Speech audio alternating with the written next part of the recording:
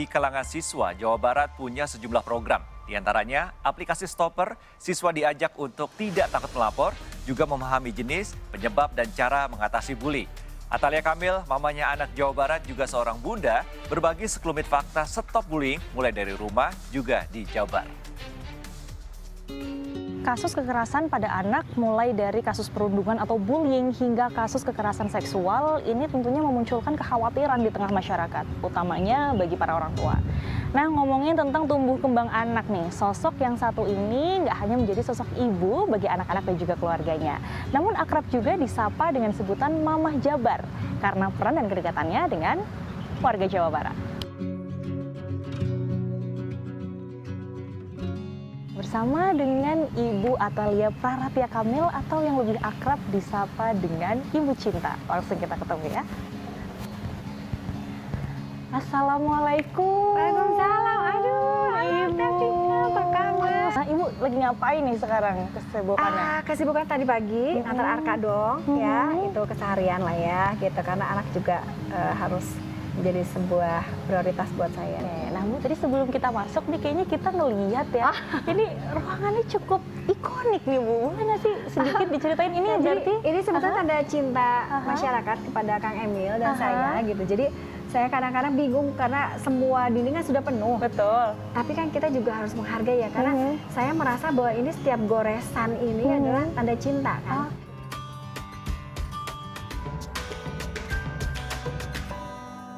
Nah, balik lagi nih Bu, sekarang kan udah mulai belajar tatap muka. Arka juga udah sekolah ya tadi ya? Arka ya. Nah, menanggapi mungkin kasus-kasus yang belakangan lagi ramai, ini gimana Bu? Apakah ada kekhawatiran atau mungkin tindakan preventif dari kasus-kasus yang belakangan terjadi gitu? Ada nggak sih, Bu? Sebetulnya sebagai orang tua, ini merasa sangat khawatir sekali dengan kondisi seperti itu ya. Karena bagaimanapun juga kalau saya datang ke sekolah, kemudian saya menanyakan kepada anak-anak di sini ada yang suka bully-membuli nggak ada dong yang mengatakan ada gitu ya. Yang pertama tentu yang harus dilakukan adalah bagaimana anak ini dididik sedemikian rupa sehingga mereka menjadi anak-anak yang kokoh dari sisi pendekatan agamanya. Nah, setelah itu anak juga tentu harus diberikan bekal bahwa mereka itu harus tahu ini adalah kondisi dunia yang sebenarnya gitu. Justru kan sekarang kita bisa lihat termasuk Kang Emil gitu, sehingga dia juga dulu korban bully gitu. Iya, seperti itu. Dia sering menyampaikan kepada anak-anak juga bahwa jangan salah, sekarang justru yang mereka pembuli itu nggak jadi apa-apa gitu. Justru yang dibully justru mereka menjadi sesuatu. Belakangan ini kemarin sempat, meskipun usianya udah bukan usia anak, tapi kan baru melepas masa remaja gitu, yang kemudian menjadi pelaku kekerasan gitu ya, sampai sebegitu mungkin orang menyebutnya sadis lah apa segala macam. Itu Ibu ada tanggapan tersendiri nggak sih mungkin? Biasanya kejadian ini karena ada relasi kuasa. Itu yang saya katakan bahwa dia itu harus dibatasi dari sisi bagaimana kemudian ruangnya dipersempit gitu. Nah, yang lain harus dipersiapkan supaya mereka menjadi sosok-sosok seseorang yang tidak kemudian harus menjadi korban gitu kan. Nah, ini juga banyak program-program kami arahnya ke sana. Jadi kami ini sekarang mendorong sebuah kegiatan namanya Sarling, siaran keliling. Sarling? Ya, siaran keliling.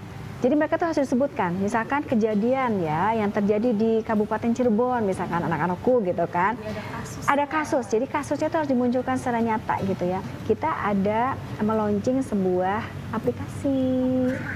Ini namanya aplikasi Stopper. Ini saya masih nyatet nih namanya, belum apa. Sistem terintegrasi olah pengaduan perundungan. Apa aja di situ? Bisa pengaduan, bisa konsultasi, bisa edukasi dan lain sebagainya. Jadi di situ sudah sangat lengkap sekali.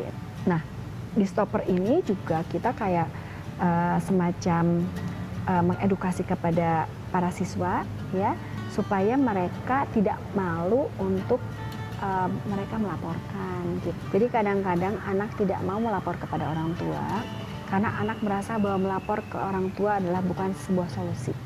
Jadi mereka betul-betul merasa sendirian. Jadi orang tua itu harus memberikan rasa aman dulu kepada anak. Rasa aman kepada anak ini akan membuat anak percaya diri. Kalau mereka percaya diri, maka mereka akan mampu untuk melawan. Minimal mereka akan mampu untuk melapor. Untuk para korban bully, perundungan, apalagi sampai kekerasan seksual, itu ada nggak sih Bu, hal lain yang mungkin bisa dilakukan selain oke, berani melapor, tapi ada nggak mungkin aksi nyata kalau kita kena perundungan, ini kita bisa self defense-nya seperti apa sih gitu? Jadi kadang-kadang begini, ketika kejadian begitu, kemudian kita jadi korban, itu adalah karena kita tidak mampu untuk melawan. Jadi kita itu berikan bekal kepada anak-anak kita untuk mereka minimal bisa melakukan pembelaan diri mereka dengan cara macam-macam. Dan yang paling penting dan paling sebetulnya bisa kita lakukan dengan cepat gitu tanpa perlu berlatih adalah berteriak dan juga lari gitu. Nah, itu kita berikan bekal itu ya. Nah, kegiatan ini, kegiatan bela diri dasar untuk siswa ini dirangkaikan dengan namanya program CEKAS. Ya, cegah tindakan kekerasan. Dewa Jawa Barat senang sekali untuk menyingkat-nyingkat kata CEKAS.